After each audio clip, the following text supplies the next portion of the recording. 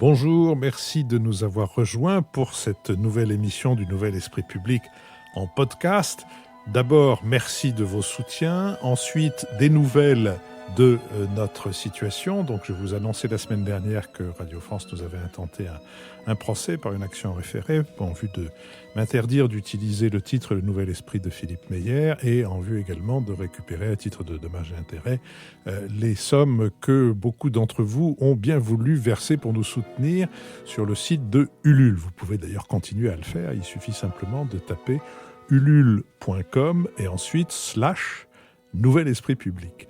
Donc, cette action en justice a été jugée lundi et Radio France a été déboutée de sa prétention à m'interdire d'utiliser le Nouvel Esprit Public de Philippe Meyer et à mettre la main sur cet argent collecté sur Ulule. Première des informations que je vous dois. Deuxième information, la semaine prochaine, nous serons comme une fois par mois en public. Nous le serons à l'école alsacienne.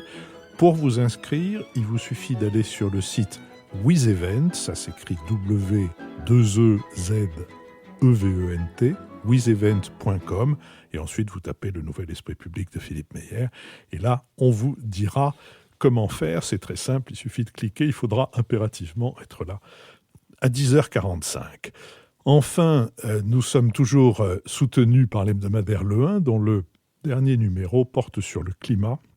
Il s'intitule « Climat, état d'urgence » et je vous recommande le billet « 12 amers » de Robert Solé et la réflexion de Gaspard Koenig sur notre propension à flageller le progrès et à maudire la nature. Il reprend d'ailleurs cette phrase étrange du président de la République qui dit que la nature s'est vengée des fautes des hommes, et l'idée que la nature se venge est en effet un peu étrange.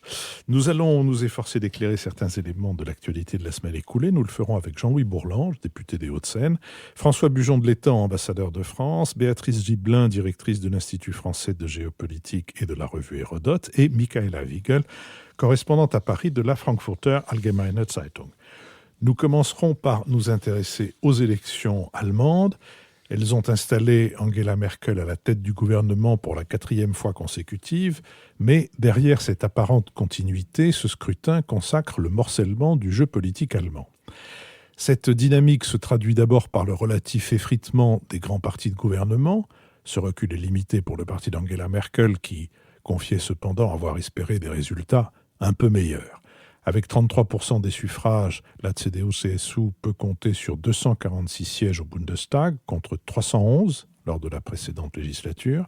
Les sociodémocrates ont en revanche réalisé le pire score de leur histoire, ne recueillant que 20,5% des suffrages et 153 sièges au Parlement. Martin Schulz a pris acte de cette défaite historique en annonçant la fin de la collaboration du SPD avec le gouvernement et le parti de Mme Merkel.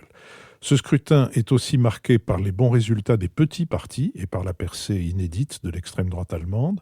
Arrivé en 3e position, le parti Alternative für Deutschland, AfD, a recueilli 12,6% des suffrages. Il peut ainsi faire son entrée au Bundestag avec 94 députés. Ce succès électoral s'appuie notamment sur de bons résultats dans les Länder de l'ex-RDA et sur un vif rejet de la politique d'accueil des réfugiés assumée par Mme Merkel. À la suite de l'extrême droite, les libéraux du FDP, le parti de gauche Die Linke et les Verts réalisent également de bonnes performances. Ces trois partis obtiennent respectivement 80, 69 et 67 sièges. Face au refus des sociodémocrates de reconduire une grande coalition, la chancelière doit se tourner vers les autres partis modérés pour former un gouvernement majoritaire au Bundestag. De difficiles tractations ont commencé entre la CDU-CSU, les Verts et les libéraux pour former une coalition dite jamaïque, encore inédite à l'échelon fédéral, Jamaïque à cause des couleurs du drapeau de ce pays qui correspondent à celles de ces trois partis. Ces discussions sont compliquées par les divergences entre libéraux et verts sur la question de l'Europe. Le dirigeant du FDP, Christian Lindner, qui réclame le ministère des Finances, a notamment fait campagne sur le rejet d'un budget de la zone euro et d'une union bancaire approfondie. De son côté, Cem Özdemir, tête de liste des Verts et candidat potentiel au poste de ministre des Affaires étrangères, a applaudi la politique française et appelé au renforcement des liens européens. Interrogé sur ces divergences et alors que le président français a présenté mardi en Sorbonne son projet de refondation de l'Europe, la chancelière a répondu ne rien exclure quant à sa future politique européenne. Sur cette question, Béatrice Gibelin. Oui, ces élections allemandes ont beaucoup intéressés en France, et à juste titre, puisque on dit toujours, et plus ou moins justement d'ailleurs, que c'est ce fameux couple franco-allemand. Il n'y a d'ailleurs que les Français qui parlent de couple. Les Allemands ne parlent jamais du couple franco-allemand. Nous sommes des partenaires. Mais c'est assez symptomatique de la relation que nous avons avec l'Allemagne, avec une réelle inquiétude. Deux types d'inquiétudes. Il y en a une qui est bien évidemment liée à l'arrivée au Bundestag de l'extrême droite en Allemagne, avec 94 sièges, c'est important. Bon, le système électoral allemand est aussi à prendre en compte pour expliquer cela, car il n'y a en fait que 2 députés qui soient élus directement de l'AfD, qui viennent d'ailleurs de l'ex-RDA, de la Saxe, où ils ont eu où il fait 27% des voix, ce qui est beaucoup, sachant qu'on n'a pas eu d'abstention forte. Au contraire, on a une mobilisation. On a plus de 75% des Allemands qui sont allés voter. Donc, c'est pas du tout la même configuration, par exemple, en France, où on dit que l'abstention sert le FN. Là, on ne peut pas dire ça dans le cas de l'Allemagne. Il y a eu vraiment une mobilisation sur ces élections. Et il a été dit aussitôt, y compris même en Allemagne, quand on pense à des manifestations le dimanche soir à Berlin, non au retour des nazis. Je ne pense pas que la AfD, ce soit le retour des nazis, mais il est important de comprendre pourquoi on a cette percée. Ce n'est pas très compliqué. Dans les années 2015, vous avez évoqué la politique d'accueil d'Angela Merkel, on a une réaction xénophobe et islamophobe aussi dans cette affaire-là. Sachant que même si la répartition de ces populations sont beaucoup plus importantes à l'ouest qu'à l'Est, puisqu'on est avec 150 000 en Rhénanie-Westphalie et on va être de l'ordre de 30 000 ou même moins en Mecklembourg-Poméranie, mais néanmoins dans des petites villes qui n'avaient absolument pas l'habitude d'être confrontées à une population, on va dire, étrangère, cosmopolite ou autre, il y a eu un sentiment d'invasion, d'agression, sachant qu'on est sur des situations où le chômage, il est resté plus élevé que dans la partie ouest, incontestablement, et où on retrouve toujours quelque chose comme ça, qu'on avait d'ailleurs dans le discours de l'extrême droite sur l'ensemble de l'Europe, de l'abandon. On est abandonné, on ne s'occupe pas de nous, on s'occupe des autres. Et cette idée de l'abandon et d'être à la périphérie génère un mal-être. Je n'excuse pas, j'essaie de comprendre ce qui peut se passer. Car qui a voté pour cela ? Pas tellement des gens forcément sans diplôme, comme on le dit chez nous. Pas des vieux, parce que les personnes âgées ont l'histoire encore, s'en souviennent. Et donc, votent pour les grands partis classiques. C'est une classe entre, on va dire, 25 et 45 ans. Une classe qui est pas forcément faiblement formée, pas non plus surdiplômée, c'est vrai, mais qui se trouve en déstabilisation ou se croit déstabilisée ou a un ressenti comme quoi elle est en situation de grandes difficultés, je pense. Et ceux qui en a fait les frais, d'une part, ils ont mobilisé des gens qui n'étaient pas allés voter aux premières élections, puis une grande partie de l'électorat de la CSU ou de la CDU, puisqu'on dit que c'est plus d'1 million d'électeurs, est allé voter AfD, mais aussi une partie, effectivement, de l'électorat de Die Linke est allé voter l'AfD. Michaela Wiegel. Oui, alors tout d'abord, j'aimerais nuancer un petit peu ce qui a été dit sur l'AfD et notamment l'aspect que les générations plus âgées auraient encore présent l'histoire. C'est malheureusement pas le cas en RDA et c'est là où, en ancien RDA, et c'est là où joue à plein justement le fait que à l'époque, la RDA considérait c'était l'État antifasciste par définition, et donc il n'y a pas du tout eu ce qui s'est passé en Allemagne de l'Ouest, c'est-à-dire une sorte de rééducation, une sorte de réappropriation de notre propre histoire. Et malheureusement, on a l'impression qu'aujourd'hui, on en voit les conséquences. Et donc, il n'y a pas ce partage, cette ligne de fracture concernant l'âge sur le vote AFD. Alors, il est vrai que l'AFD a réussi, le plus grand groupe d'électeurs de l'AFD sont ceux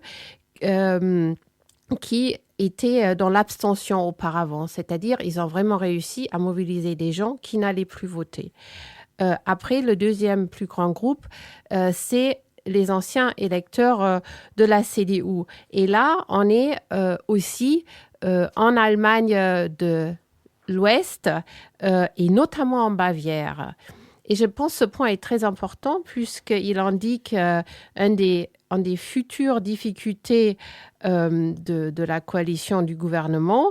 Il n'y a pas seulement la FDP sur laquelle on s'est beaucoup focalisé, sur les libéraux en France, en disant c'est des euros, j'ai lu des europhobes light, alors que je pense que c'est pas tout à fait exact cette désignation, mais la CSU de la Bavière, qui était toujours un peu la voix de droite de la CDU, elle risque de poser vraiment un problème dans le futur gouvernement. Il y a cette fameuse limite de réfugiés que le ministre-président bavarois a réclamé depuis fort longtemps, mais qui n'a pas pu imposer à Angela Merkel. Et on a vu dans les Länder de l'Ouest, c'est en Bavière que la AfD a fait la plus grosse percée.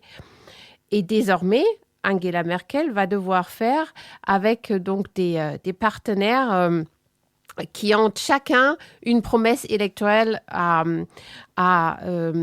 remplir, mais qui sont très, très divers pour en donner les lignes les plus importantes. La CSU promet qu'on aura désormais une limite dans l'accueil des réfugiés et des étrangers globalement.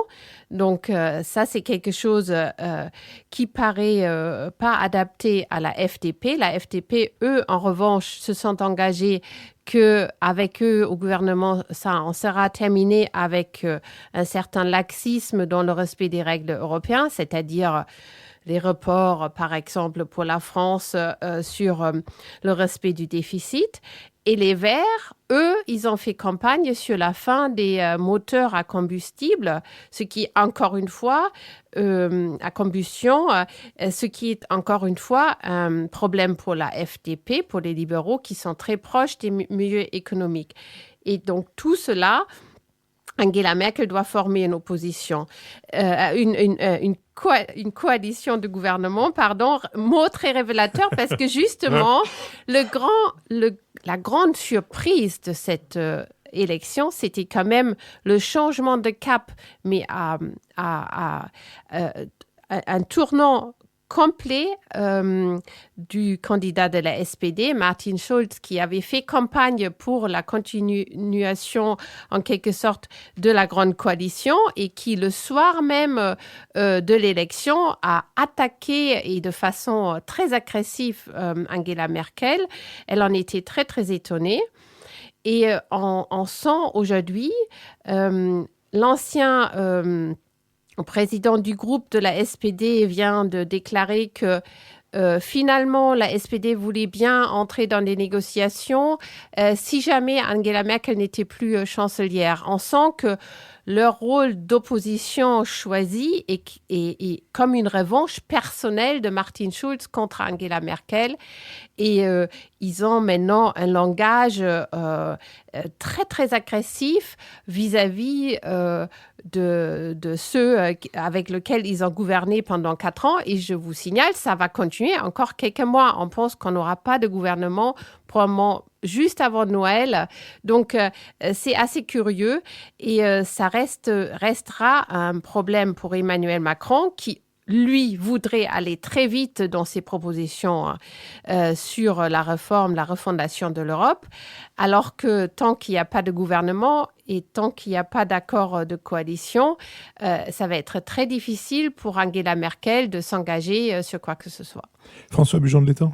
Oui, c'est une élection extrêmement intéressante. Elle était très attendue, notamment en France, pour les raisons que Michaela vient de dire, c'est-à-dire l'engagement européen d'Emmanuel Macron et cette idée d'Emmanuel Macron qu'il y avait une fusée à double étage, sa propre élection, et puis la réélection d'Angela Merkel, et qu'on allait enfin pouvoir faire des choses franco-allemandes en Europe. Voilà que tout est remis en cause par le résultat de cette élection, dont les enseignements, à mon avis, sont multiples. Il y en a d'abord qui sont propres à l'Allemagne. Là, on voit des choses à peu près évidentes. L'usure du pouvoir au bout de 3 mandats de la CDU-CSU et de la chancelière, qui elle-même a perdu des plumes dans notamment l'épisode des migrants très récemment, mais aussi avec la crise, l'échec de la SPD et l'échec personnel de Martin Schulz, d'ailleurs, qui pendant quelque temps était apparu comme une fusée dans ce ciel, une fusée colorée dans ce ciel un peu gris.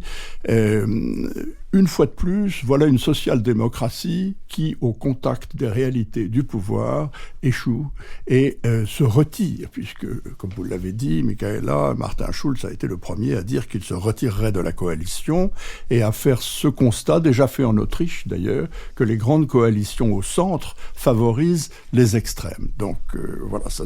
Et puis l'apparition, bien entendu, de l'AfD, 94 sièges au Bundestag, c'est tout à fait considérable et un succès très spectaculaire, qui, à mon avis, démontre peut-être la fin de ce que j'appellerais l'exception allemande. On parle toujours de l'exception française, qui est d'ailleurs une expression exaspérante parce qu'il n'y a pas d'exception française. Mais l'exception allemande, elle existe. C'est-à-dire que, d'abord, le succès économique, pensait-on, garantissait contre la vague populiste. Et effectivement, avoir un taux de croissance continu, avoir un taux de chômage très faible, avoir des surplus budgétaires, un excédent commercial, c'est un succès remarquable. Et voilà que ce succès n'a pas empêché l'Allemagne, à son tour, d'être gagnée par une vague populiste que l'on croyait pourtant en voie d'essoufflement. C'est la première chose. Le second aspect de cette fin de l'exception allemande, c'est que l'Allemagne était la seule des grandes démocraties européennes ou occidentales à ne pas avoir de parti d'extrême droite qui soit reconnu et qui soit représenté au Parlement. C'était même un trait cardinal de certains partis. Je me souviens de Franz Josef Strauss, chef de la CSU, qui disait qu'il ne voulait avoir personne sur sa droite. Eh bien voilà qu'à son tour, l'Allemagne est touchée par une vague populiste qui parvient à se faire représenter de façon assez spectaculaire au Parlement. Donc ça, ce sont les enseignements, je dirais, à la fois allemands et européens. Mais si on regarde un peu plus largement, il faut réfléchir sur cette vague populiste, puisque ça fait quelque temps que c'est le phénomène politique majeur, mais après le Brexit, après l'élection de Donald Trump aux États-Unis, on pensait la vague populiste quelque peu enrayée, avec l'échec relatif des Néerlandais, de Geert Wilders aux élections néerlandaises, et puis évidemment avec l'élection d'Emmanuel Macron en France. Et voilà que la vague populiste revient dans un pays finalement où jusqu'à présent elle ne s'était pas beaucoup fait sentir. Donc ces enseignements sont importants. La vague populiste continue à déferler. La fragmentation du paysage politique atteint désormais l'Allemagne après avoir atteint d'autres pays comme la France ou le Royaume-Uni.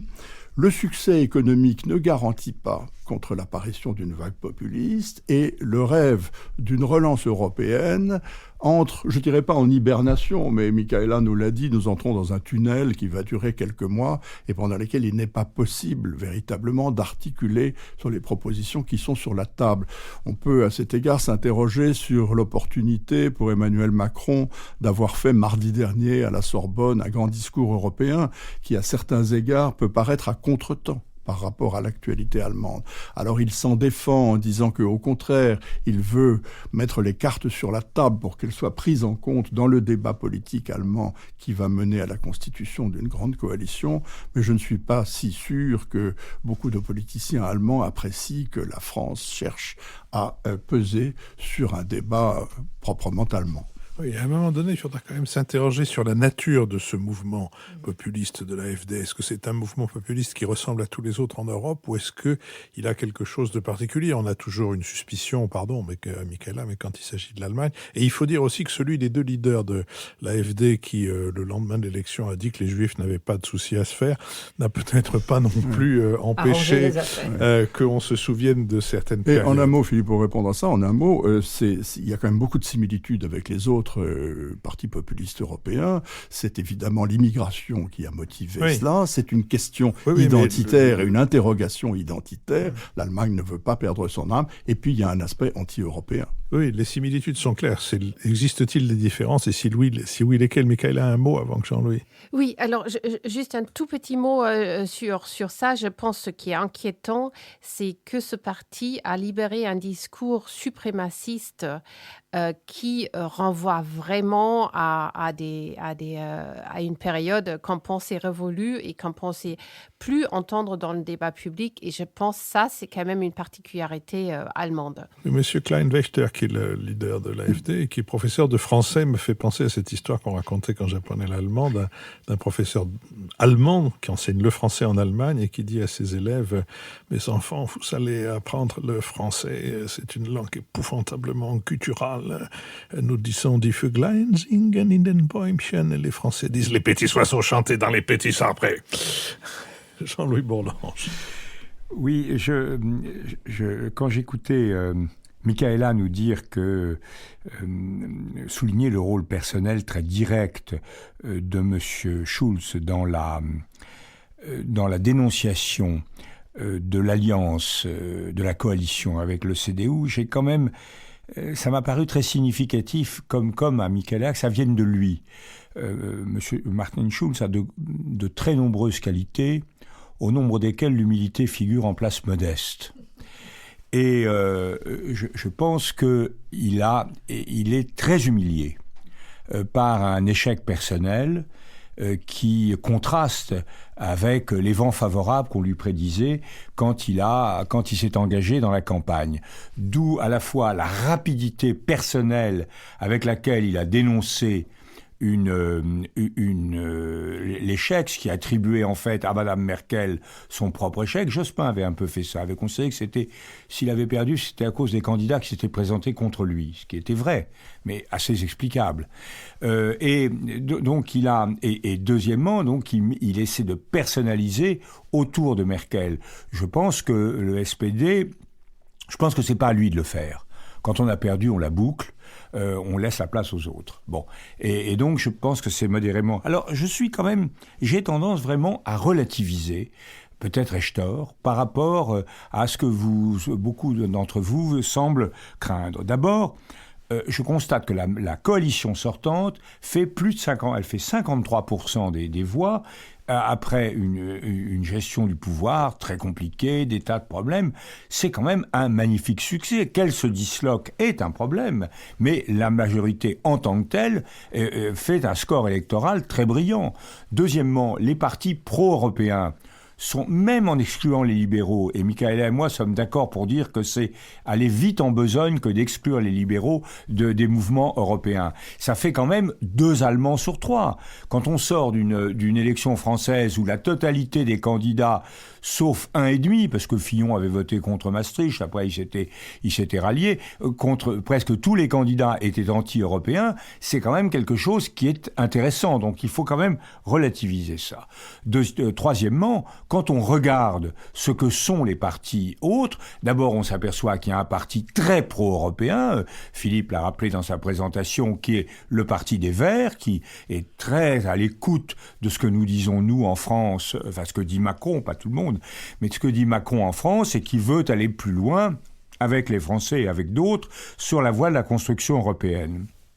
D'autre part, j'avais un débat avec Michaela il y a quelques jours et vous signaliez, Michaela, je crois que c'est très juste, que le vrai problème était peut-être plus posé par la CSU, par le conservatisme de la CSU, que par les libéraux, mettons à part les républicains. Et effectivement, la CSU est attirée par une sorte de de conservatisme alpin, qui est un peu comparable à ce qu'on voit en Autriche, en Suisse, etc., et qui la porte en même temps à des relations un peu trop étroites avec les conservateurs hongrois, pas le Fidesz, pas l'extrême droite, pas le Jobbik, mais le Fidesz de M. Orban. Et là, on voit des gens qui résistent assez fortement. Tandis que les libéraux, moi j'ai siégé au Parlement européen avec M. Lambsdorff, qui est le neveu du grand Lambsdorff, que nous connaissions bien, François et moi, et le neveu, c'est un garçon, un homme politique qui est tout à fait pro-européen. Simplement, alors, quant à l'extrême droite à proprement parler, d'abord je rappelle qu'il y a eu dans le passé des nazis. Moi, quand j'étais au Parlement européen, il y avait des républicaneurs qui étaient vraiment nazis et qui siégeaient au Parlement européen. D'autre part, il y a ce phénomène particulier de l'Allemagne de l'Est, et c'est vrai, vous avez raison de souligner qu'il y a une marginalité, comme l'a dit Béatrice Gibelin, une marginalité géographique, une marginalité sociale, une marginalité mémoriale des Allemands de l'Est. Monsieur Mitterrand, qui était emporté par un étrange mouvement en 89, avait fait un voyage qu'on considère en général, à part Hubert Védrine, qu'on considère comme une erreur, et était allé donc pour la première et la dernière fois en Allemagne de l'Est en décembre 1989, c'est-à-dire après la chute du mur. Et il avait salué, ce qui avait étonné les observateurs, il avait salué le peuple est-allemand. Alors, qu'est-ce que c'était que le peuple est-allemand ? C'était le peuple allemand régénéré par le socialisme réel. Alors, on sait ce que c'est que la régénérescence par le socialisme réel, mais ce qui caractérise le peuple est-allemand, et c'est bien ce que soulignait Michaela, c'est qu'il n'est pas le peuple allemand régénéré par la démocratie de la République fédérale. Et donc, il y a un décalage culturel qui est évidemment sensible. Mais quand on met tout ça ensemble, moi, je crois que on ne doit pas du tout assimiler, même s'il y a la Wehrmacht, etc., qu'il y a toujours des crétins partout, et des nostalgiques qui disent des trucs absolument incroyables. Je crois qu'on est beaucoup plus en face d'une réaction très conservatrice, très protectrice de l'identité, de l'argent. Je voudrais quand même dire autre chose. Je vois que nous y reviendrons. Nous allons faire un aller-retour. Je dirais après. Et nous sommes en face d'une réaction très conservatrice, très face à un ensemble de déstabilisation extrêmement forte de la société allemande. Donc je crois qu'il faut prendre tout cela avec beaucoup de philosophie. Béatrice Gibelin. Qu'on prenne un peu de recul et qu'on ne se laisse pas embarquer dans un discours, voilà, le retour de l'Allemagne nazie, c'est bien évident. Ceci étant, il ne faudrait pas penser quand même que tous les électeurs de l'AfD sont à l'Est, mais que la majorité des électeurs de l'AfD sont à l'Ouest, tout simplement parce que l'Ouest est beaucoup plus peuplé que l'Est, et donc il y a beaucoup plus d'électeurs. Donc on a à peu près 70% de l'électorat de l'AfD qui est en Allemagne de l'Ouest. Donc ça, c'est quand même quelque chose qu'il ne faut pas négliger. Avec une géographie du vote que j'ai regardée, qui est assez homogène. Alors c'est vrai qu'elle est plus présente en Bavière. C'est vrai qu'une partie de l'électorat de la CSU est allée voter AfD cette fois, mais on le retrouve aussi dans des Länder qui étaient tenus par la gauche ou qui étaient tenus par des coalitions gauche-verte, et où on a donc une diffusion de ce vote qui est assez général, avec des nuances qui sont encore fortes. Et là où on va avoir le plus fort, c'est vrai, ça reste en Allemagne de l'Est. Je voulais préciser que ce n'est pas la première fois qu'on a une vague populiste dans des pays à taux de chômage faible. L'Autriche en est un exemple, avec un taux de chômage faible. C'est beaucoup plus petit que l'Allemagne, on est bien d'accord. Mais la Suède a aussi un vote populiste avec un chômage faible. La situation économique et sociale ne suffit pas à expliquer le vote populiste. C'est-à-dire qu'on commence à être sur des représentations où on se raconte qu'on est menacé dans son identité, qu'on est envahi par une présence xénophobe qui va générer des réactions xénophobes, en particulier un rejet de l'islam. Le phénomène de l'histoire de Cologne, au 31 décembre 2015, vous vous souvenez, où des femmes avaient été harcelées le soir du réveillon, a eu un impact important très important, même si après il a été montré que c'était pas des réfugiés syriens, c'est pas ça du tout, mais l'effet médiatique de ça et le fait que ça ait autant d'écho prouve bien qu'on est sur une situation qui est fragile. Juste un dernier point, vous avez raison, ils sont 53% SPD et CDU ensemble. À ceci près que s'ils ne refont pas une coalition, c'est peut-être pas encore joué, s'ils ne refont pas une coalition, cette majorité n'existe pas de fait. Michaela Wiegel. Oui, alors sur ce point mentionné par les faits médiatiques, par exemple de la nuit du Nouvel An de Cologne, je crois c'est un exemple très pertinent puisque justement ça amène à s'interroger sur le rôle des médias. Et les médias ont joué un rôle très important dans la montée de l'AfD. Et là, je crois il y a quelques similitudes avec notamment la France. En fait, le 1er janvier, personne n'a parlé de ce qui s'était passé à Cologne. Pourtant, la police avait eu énormément de plaintes et il y avait une sorte d'omerta parce que ça ne devait pas se savoir. Et ils ont mis plusieurs jours avant de sortir cette information. Et cette impression que les médias cachaient, entre guillemets, volontairement quelque chose, un événement qui ne correspondait pas à la vue qu'on voulait avoir sur l'accueil des réfugiés. Et pourtant, on a appris après que c'était plutôt des Maghrébins, en fait, qui souvent étaient venus de France pour profiter de l'accueil en Allemagne.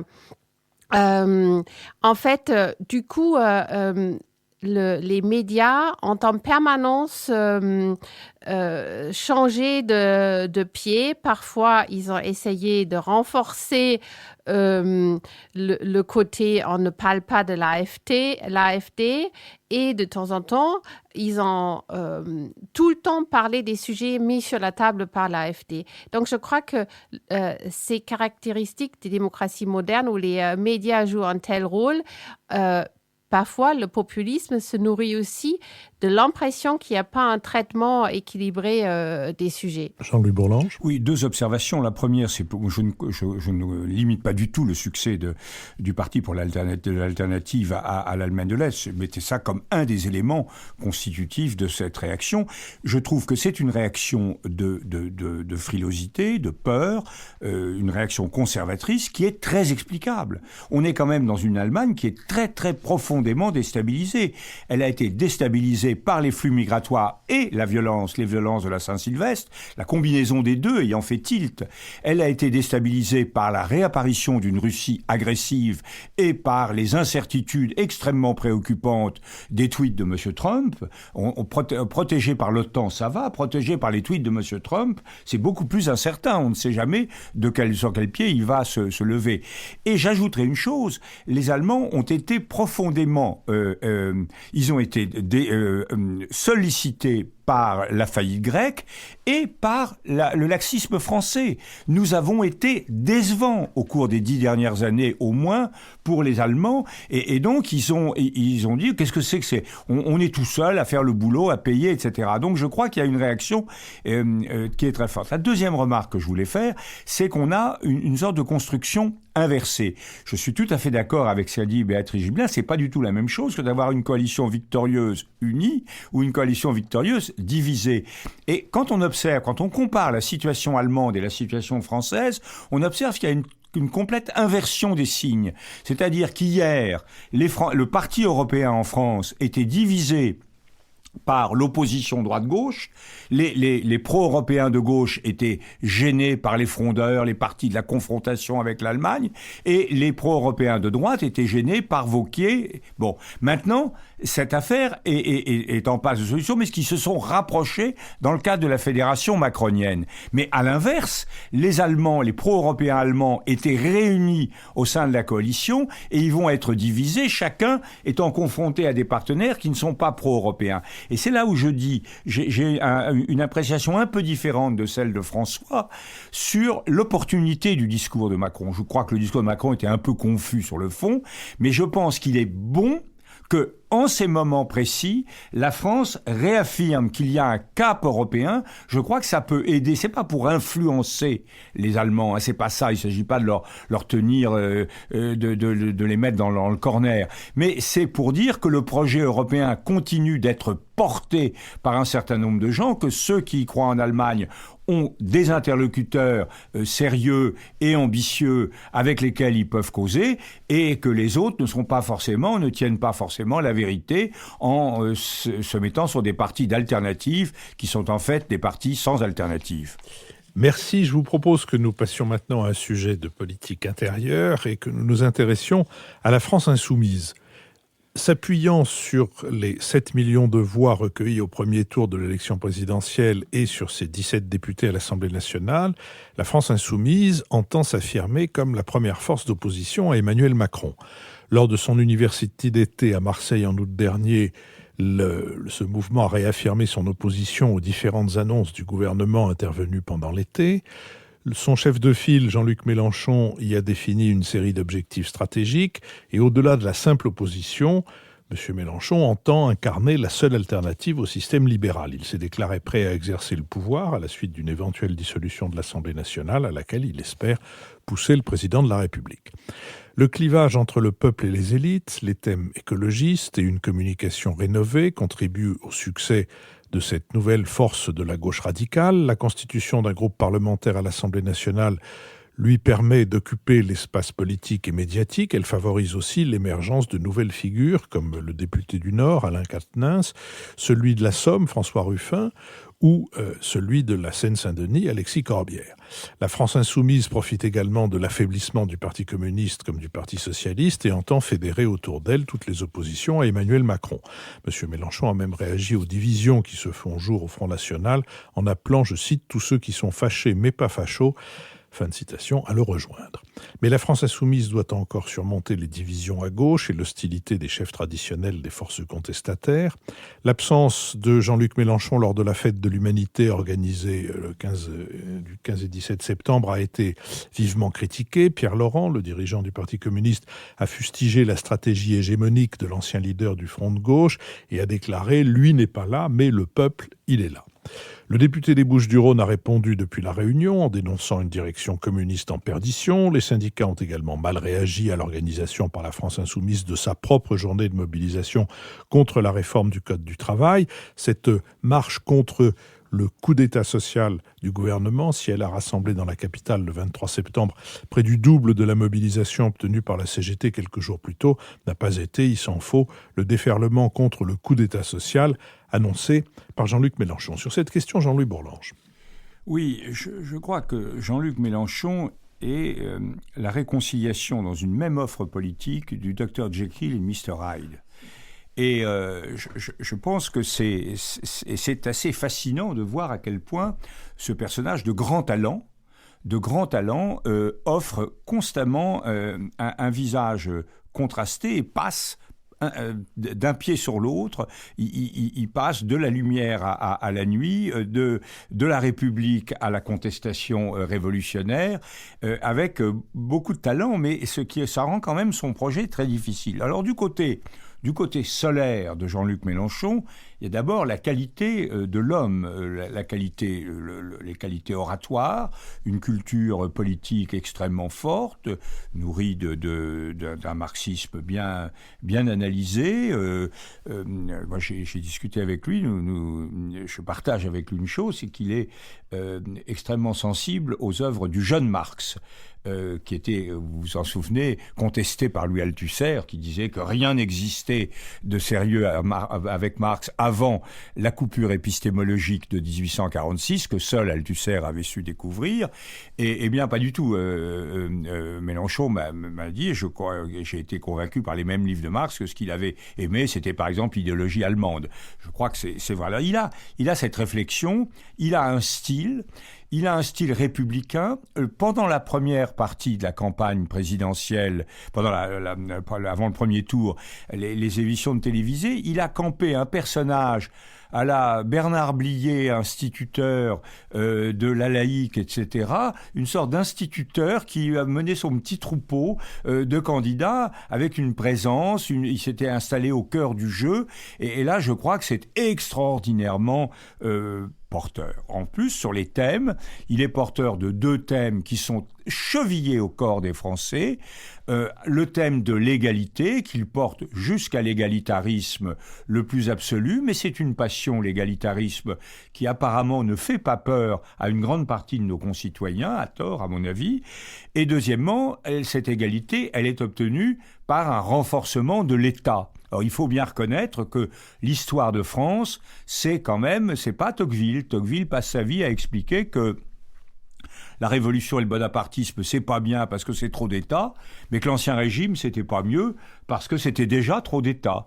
Et que la continuité entre l'ancien régime et la révolution, c'est la mainmise excessive de l'État sur la société. Donc, de ce point de vue-là, il est en phase et il représente quelque chose qui va bien au-delà de forces révolutionnaires. Mais en même temps, parce que c'est lui qui pratique à sa manière le en même temps macronien, en même temps, il développe d'abord un style qui est volontiers, qui est profondément insurrectionnel, l'éloge de la rue, la contestation de l'Assemblée, la volonté d'en finir avec le pouvoir, cette méfiance qui est inscrite dans une vraie tradition de gauche, d'abord la tradition anarcho-syndicaliste et même dans une partie de la tradition bolchevique et dans la tradition révolutionnaire, cette idée que le suffrage universel, c'est pas ça. Ce qui compte, c'est les masses, c'est la mobilisation des masses, et ça le conduit à faire des sottises comme ses déclarations sur le nazisme, le nazisme qui aurait été vaincu par la Russe, qui a quand même, il aurait au moins pu dire que ça avait été vaincu par l'armée rouge, parce que tout le monde dit c'est l'armée américaine. C'est vrai que l'armée américaine a joué un rôle important, mais le rôle le plus essentiel, c'est l'armée rouge. Alors sur ce point, même, juste un mot pour dire que les rois, c'est pas de si mauvaise bête que ça. Parce que quand même, si vous prenez George VI d'Angleterre, on peut pas dire que son rôle dans le moral des troupes anglaises et de la population anglaise, et notamment de la population londonienne, rappelons qu'il a refusé de quitter Londres avec sa femme et ses enfants quand même, ne sont pas pour rien. Christian X de Danemark, quand les Allemands ont annoncé qu'ils allaient faire porter l'étoile jaune aux Juifs, il a dit, il l'a pas porté lui-même, contrairement à ce qu'on raconte, il a dit très bien, faites ça, je serai le premier à la mettre moi-même. Moyennant quoi, c'est le seul pays dans lequel, sur ce sujet-là, les nazis ont reculé. Et en plus, j'ai vaguement le souvenir que l'ancien roi d'Espagne, Juan Carlos, n'a pas été pour rien c'est pas la rue qui a tué la tentative du colonel Terrero et des fascistes, du retour des fascistes franquistes en Espagne, c'est le roi d'Espagne, Juan Carlos. Donc, quand même, les rois, c'est pas de si mauvaise bête. Enfin, ça peut arriver. En tout cas, ce qu'a dit Jean-Luc Mélenchon là-dessus n'est pas extrêmement pertinent. Et puis, ajouter au roi le rôle des connétables, comme le général de Gaulle, qui était qualifié de connétable par Churchill et qui a joué un rôle non négligeable dans l'organisation de la résistance en France.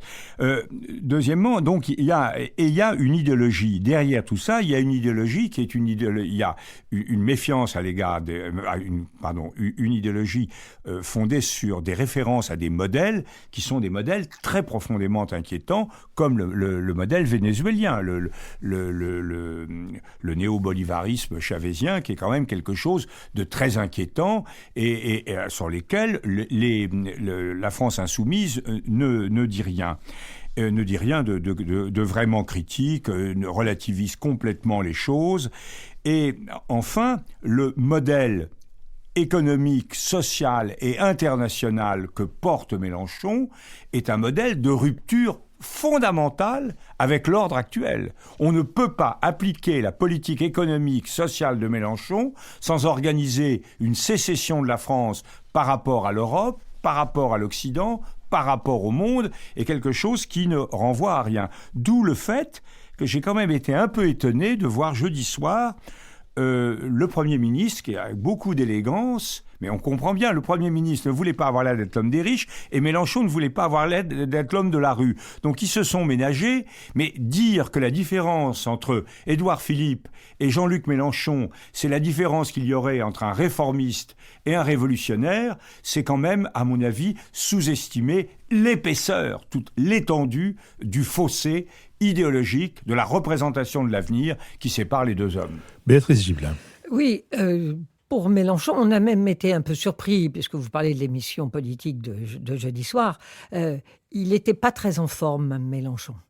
Il n'était pas au mieux de sa vindicte, de son discours, de son éloquence. Il avait face à lui un Premier ministre tranquille, convaincu de ce qu'il avait à faire, et il n'y a pas été si à l'aise que ça, Mélenchon, ou peut-être il n'était pas bien. Il voulait faire oublier la phrase sur la rue. Il voulait faire... Mais alors que sa stratégie, c'est une stratégie du non-consensus. Il est absolument convaincu que le consensus endort les masses, endort le peuple, trompe le peuple, et que c'est dans la lutte, dans l'action, que le peuple, au fond, se construit, s'auto-construit pour atteindre le but qui est la prise du pouvoir. Donc, en fait, il récupère toute une idéologie d'une gauche radicale, dont d'ailleurs une philosophe belge a joué un rôle important, Chantal Mouffe, qui était mariée avec un Argentin aussi, lui, révolutionnaire. Donc, tout ce discours, si vous voulez, qu'on va retrouver, au fond, sur une Amérique latine révolutionnaire. C'est ce qu'on pourrait dire une gauche un peu romantique, la gauche de la Révolution. Cette façon qu'a, là je vous rejoins complètement, cette façon qu'a Jean-Luc Mélenchon de nier le côté aberrant de la politique économique et sociale et même démocratique de Chavez et de Maduro aujourd'hui est invraisemblable. Ça n'a aucun sens. Or, il n'arrive pas à reconnaître que ce pays est aujourd'hui à genoux, qu'il est dans une situation économique dramatique. Mais il est absolument persuadé, un peu comme Podemos d'ailleurs, comme l'a pu l'être Syriza avant qu'ils prennent... j'allais dire, conscience qu'il fallait en passer par là, qu'on va faire une coalescence de tous ces mouvements, à la fois des écologistes, à la fois des féministes, à la fois des jeunes contre le lycée, contre la sélection à l'université, à la fois, au fond, des vieux qui ont perdu... le rêve des lendemains qui chantent et auquel ils redonnent un peu espoir. C'est-à-dire qu'on va réussir à coaliser tout ça et avec ça, on fera le mouvement radical dont la France a besoin. François Bujon de l'Étang. Je suis un tout petit peu rassuré par le fait que, in fine, Jean-Louis ait souligné le caractère insurrectionnel de Jean-Luc Mélenchon, parce que je le trouvais jusqu'à présent bien indulgent à l'égard de ce personnage un homme du centre qui doit ménager les extrêmes. Il ménage personne. Il doit ménager les extrêmes. On a utilisé tous les qualificatifs possibles et imaginables pour décrire Jean-Luc Mélenchon. On a parlé de populiste, on a parlé de tribun, on a parlé de démagogue. Ce sont les qualificatifs qu'on entend le plus souvent, mais le plus exact, et d'ailleurs celui utilisé par le Premier ministre dans le débat de jeudi soir, c'est celui de révolutionnaire. C'est un révolutionnaire.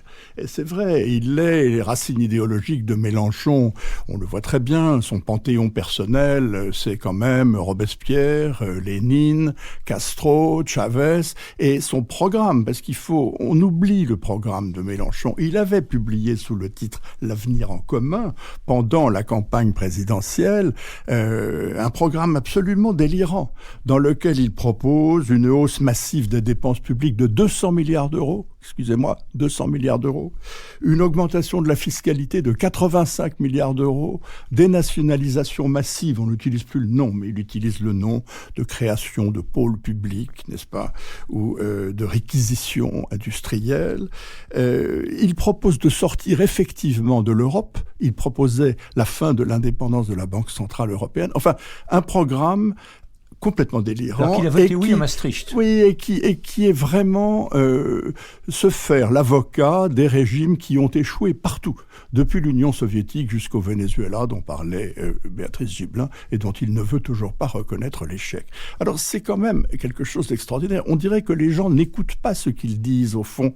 Ils le trouvent intéressant, une performance magnifique. D'ailleurs, on parle en termes de performance. Il a fait une contre-performance dans le débat politique de jeudi soir, par exemple. Mais ils écoutent l'air, mais ils n'écoutent pas les paroles. Ou du moins, ils n'impriment pas. Parce que s'ils les écoutaient, ils verraient que c'est un révolutionnaire. Ils verraient que le discours qu'il prône est un discours révolutionnaire. Il appelle à la rue. Il appelle à l'insurrection. Effectivement, ouvertement, il ne reconnaît pas le verdict des urnes. Il considère que c'est moins important que celui de la rue. Il appelle les gens à déferler sur les Champs-Élysées. Il appelle à des mobilisations massives. Il appelle à la révolution. Et la tactique, en fait, qu'il suit rappelle, un historien d'ailleurs de l'année 17 l'a bien mise en valeur, la tactique de Lénine au printemps 1917. Il veut apparaître comme l'unique porte-parole de l'opposition au gouvernement en place. Il simplifie le discours à l'extrême. Il voit un clivage entre le peuple et les oligarques. Ce n'est pas plus difficile que ça. Et il veut coaguler tous les mécontentements, toutes les oppositions qui se manifestent partout et les rassembler dans une vaste coalition dont il serait évidemment le leader et le Deus ex machina. Michaela Wiegel. Alors moi, je crois que le passage le plus révélateur, c'était le moment où Édouard Philippe a révélé que jeune étudiant, il avait bossé dans le bureau du sénateur Jean-Luc Mélenchon pour préparer le concours de l'ENA. Et là, on a vu, en fait, effectivement, c'est un révolutionnaire, mais un révolutionnaire qui, depuis fort longtemps, est inséré dans le système politique français, on va dire. Alors, je voudrais revenir à cette idée de l'influence de Mélenchon, parce que je crois, il faut jamais oublier que c'était celui qui a eu le plus fort vote parmi les jeunes, les 18 jusqu'à 24 ans, et je crois que vraiment, il a une influence assez diabolique dans les jeunes générations. On a beaucoup parlé à un moment donné de la lépénisation des esprits. Moi, je crois qu'il y a une réelle mélenchonisation des esprits, notamment par rapport à l'Allemagne. Et je vous remercie tous que vous n'avez pas donné cette raison-là que Mélenchon a instaurée un peu dans les esprits. En fait, très souvent, le regard sur l'Allemagne, c'est le regard sur un pays qui, en quelque sorte, aurait multiplié les pauvres et que le modèle allemand, entre guillemets, ce serait une multiplication des gens précaires, des gens qui gagnent pas assez, qui doivent accepter beaucoup de boulot. Alors, j'ai vérifié les chiffres et encore une fois, dès qu'on vérifie les chiffres avec Mélenchon, on trouve toujours qu'il a une perception de la réalité qui ne supporte pas bien les faits. Alors, le taux de pauvreté en Allemagne pendant le règne, entre guillemets, de Merkel, entre 2005 jusqu'en 2017, a augmenté d'1% de 14,7 à 15,7. Donc, ce n'est pas l'explosion de la pauvreté dont il parle tout le temps. Et en plus, ce taux de pauvreté, il faut quand même le relativiser parce qu'il part du revenu médian qui, en Allemagne, est à 1 300 €. En France, il est à 1 000 €. Donc, on voit bien que le taux de pauvreté, il est pas totalement comparable entre la France et l'Allemagne. Et en plus, le pouvoir d'achat qui en résulte est différent aussi. Donc, je crois que cette idée, mais qui est ancrée maintenant dans beaucoup, en tous les cas d'esprit, que une libéralisation de l'économie vaut une augmentation de la pauvreté, là, on voit la réelle force du révolutionnaire Mélenchon et c'est avec ça qu'il joue aussi dans le débat français pour rejeter la voie que Macron essaye, la voie des réformes que Macron est en train d'essayer. Diabolique, vous croyez vraiment? J'étais un peu inquiet par votre adjectif. Mais Jean-Louis Bourlange, un mot? Oui, d'abord, je suis très inquiet par l'opinion qu'a François de mon mélenchonisme. J'ai commencé par dire... De votre indulgence. J'ai commencé par dire qu'il ressemblait à Mr. Hyde. Qu'aurais-je dû dire de plus? Je crois que... non, c'est pas du tout mon indulgence. Plutôt que Mr. Hyde, j'aurais dit c'est plutôt Monsieur Perrichon. Oui, ben évidemment. Et ce que je veux dire par là, il est quand même le problème que pose Jean-Luc Mélenchon, c'est qu'il est dans la continuité. Il est dans le discours révolutionnaire de rupture, programmatique, avec toutes les oripeaux de la violence, etc. Mais il est également dans une tradition très large de continuité de l'esprit français. Un mot, parce que la révolution, l'égalité, le mépris de la légalité, c'est quelque chose de très profondément inscrit dans ce pays. Donc il cultive des choses qui sont, et il les cultive très intelligemment et de façon très ambivalente. Pour dire un mot sur ce que vient d'évoquer Michaela, sur les inégalités en Allemagne et en France. Notre amie Madame Méda, qui était venue ici, qui était l'économiste de Hamon, avait fait un grand discours en disant, en Allemagne, il y a 23% des salariés qui sont en dessous du seuil, je ne sais plus si c'était pauvreté, inégalité, contre 8% en France. En réalité, quand on observait les choses attentivement, on voyait que c'était avant redistribution et qu'après, l'écart était de 8% en France et de 10% en Allemagne. Quelle était la différence? C'est que les revenus des gens de la base, si vous voulez, les petits revenus en Allemagne, sont largement constitués de salaires, de petits salaires complétés par des indemnités, alors qu'en France, ils sont exclusivement constitués d'indemnités données aux chômeurs. Mais le résultat final, c'est qu'il n'y a pas cette différence d'égalité que brandit l'extrême gauche en France. Si on veut aussi un peu rassurer sur Mélenchon, il faut peut-être pas oublier que ça fait quand même 34 ans qu'il a des mandats politiques. Donc pour un révolutionnaire, il se débrouille pas si mal quand même. Il a voté pour Maastricht, il a été un bon ministre de Mitterrand, et moi je l'ai entendu se faire engueuler chez Moati par Georges Semproun en disant quand on est révolutionnaire, on n'est pas sénateur. Moi, ce que je voulais dire simplement pour reprendre l'opposition, le contraste que Jean-Louis Bourlange a introduit avec Mr. Jekyll avec Dr. Jekyll et Mr. Hyde, c'était d'un côté Fernand Pelloutier, le syndicalisme révolutionnaire, et de l'autre Monsieur Perrichon, ce qui évidemment demande. Il y a certains grands écarts qui, quand on les fait, finissent par vous faire vous claquer. Pelloutier est quand même plus sympathique que Perrichon, il faut le reconnaître. Les muscles des cuisses. Nous sommes arrivés à notre séquence des brèves. La mienne le sera particulièrement. C'est juste pour signaler qu'il y aura dans peu de temps, mais j'ai eu la chance d'aller la voir avec la presse, une exposition des portraits princiers de Rubens au musée du Luxembourg.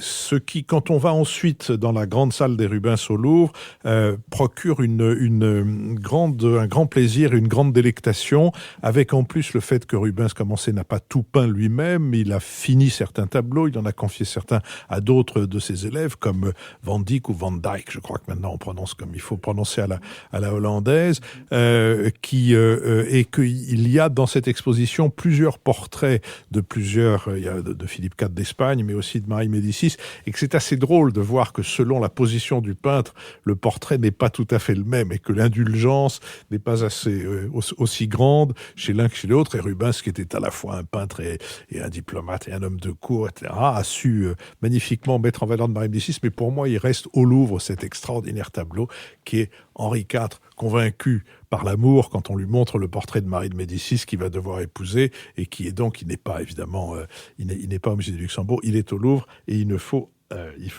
ça donne tout à fait envie d'aller le revoir. Béatrice Gibelin. Alors moi, compte tenu de ce qui se passe en Catalogne, compte tenu du fait que je suis surprise par un discours plutôt sympathique vis-à-vis du mouvement des indépendantistes catalans, au nom de la démocratie et du respect du droit des peuples à disposer d'eux-mêmes, et qu'on trouve ces nationalismes, on va dire, locaux tout à fait fréquentables quand ce sont les mêmes qui dénoncent un nationalisme d'État comme étant quelque chose d'absolument dangereux et suscitant des réactions parfois conduisant à la guerre. Je pense que pour bien comprendre ce qui se passe en Catalogne, il y a un livre simple à lire, mais très éclairant, qui remet un peu, de profondeur historique et qui rappelle que c'est un pays dans lequel la guerre civile n'est pas si lointaine et qui s'appelle Géopolitique de l'Espagne par Barbara Loyer. Michaela Wiegel. Alors, Vasilstas, c'est le titre des chroniques d'une Française à Berlin, en l'occurrence Pascale Hugues, et elle décrit vraiment de façon très drôle et souvent révélateur les différences de vie entre les Français et les Allemands, et elle le fait à travers des petits voyage aussi en France. Elle décrit par exemple comment elle a un jour des journées de patrimoine visité le palais de l'Élysée, et elle met en avant le contraste avec la chancellerie, la sobriété et la non-fascination autour de ce palais, entre guillemets, de la République allemande. Et donc, je recommande ce livre qui vraiment qui vit des observations de tous les jours. François Bujon de l'Étang. Moi, je vous emmène sur les rivages de la musique et de la musique classique pour oublier nos soucis. On fait des découvertes à tout âge de musique oubliée ou inconnue. Beaucoup de nos auditeurs, et vous-même sûrement Philippe, qui êtes amateur de musique classique, sont familiers avec le pianiste norvégien Leif Ove Ansnes, merveilleux pianiste, interprète de la musique romantique. Il vient de publier chez Sony un récital de musique pour piano de Sibelius. Sibelius considéré toujours comme un très grand symphoniste et dont nul ne soupçonnait qu'il avait écrit des œuvres pour piano extrêmement délicates, extrêmement claires, et c'est un plaisir que d'écouter ce disque et de découvrir cette musique. Toute plongée dans Sibelius donne à l'homme une sorte de force intérieure, comme la plongée d'Archimède. Tellurique. Jean-Louis Bourlanges. Oui, moi je voulais citer et inviter à lire le livre d'Enrico Letta, qui est l'ancien chef de gouvernement italien, qui est le président actuel de l'Institut Jacques Delors et qui anime les recherches européennes, l'enseignement européen à Sciences Po. Et Enrico Letta nous propose faire l'Europe dans un monde de brutes. Et je crois qu'il y a deux choses qu'il faut relever. C'est que d'abord, on ne fait plus l'Europe, mais on le fait dans un monde de brutes. C'est-à-dire qu'on s'aperçoit que si on relance l'Europe, c'est parce qu'elle est à nouveau une citadelle menacée par un certain nombre de barbaries. Et deuxièmement, et je crois que c'est toujours admirable de la part d'un Italien, il fait l'éloge du couple franco-allemand, qu'il analyse très bien. Le couple franco-allemand, c'est ce qui permet à l'Europe d'avancer, à condition qu'il ne se pense pas comme exclusif des autres nations européennes. À bon entendeur, salut. Merci. La semaine prochaine, nous sommes donc en public. Vous pouvez vous inscrire sur le site WizEvent, w2ezevent.com, wizevent.com, puis le nouvel esprit public de Philippe Meyer. Merci d'avoir été avec nous et donc à la semaine prochaine, soit en direct à l'école alsacienne, soit à travers les ondes. Comme vous le savez, tous les dimanches à 17h, notre esprit public est mis à la disposition de tous sur Internet. N'oubliez pas non plus que vous pouvez nous soutenir, ulule.com/nouvel esprit public.